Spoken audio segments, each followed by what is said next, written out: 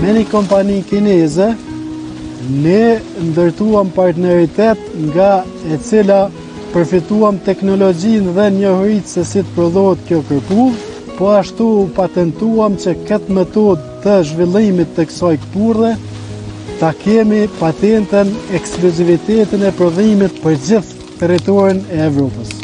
Pas përgjithësin në laborator, krejt procesin e kultivimit të kpurdhës morell, shitja është problemi më i vogël për neve që ekziston, për shkak se kërkesa për këtë lloj kpurdhe është ekstreme madhe. Praticamente i Morels è il Ferrari del fungo. Për ta thjeshtësuar, Morell është Ferrari i kërpudhave.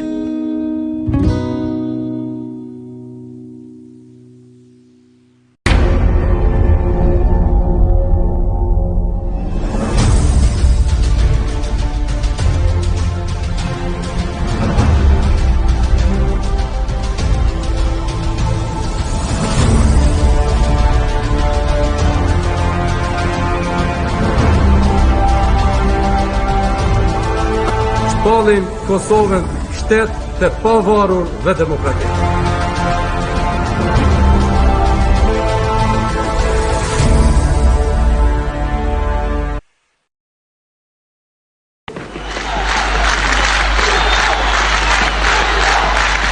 Nazif Gashi, një karrierë e jashtëzakonshme sportive,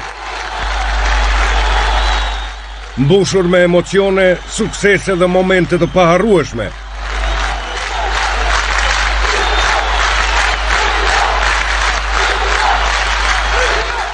Rrëfime unike për idhullin e një gjenerate. Ka qenë i papam, se nuk besoj që ka pasë edhe ndaj sportist as i vullneti, as i morali si Nazif Gashi.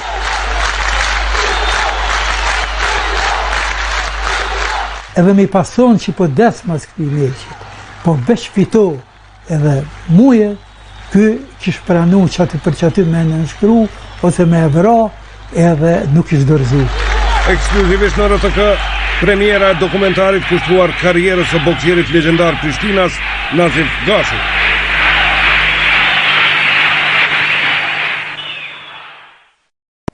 Edhe makinën e ka ndoj këtu, edhe ka shku në dyqanaj për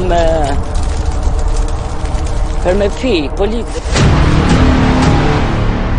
Cilat janë faktët që Serbia dhunimin seksual kundër burrave dhe grave shqiptare ka përdorur si armë të luftës. Pse ushtria e policia serbe ka përdorur dhunimin seksual si strategji në luftë? Kush thot se dhunimi seksual është arma më e lirë që përdoret në luftë? Por pasojat që le pas kjo torturë shkojnë deri në 5 gjenerata.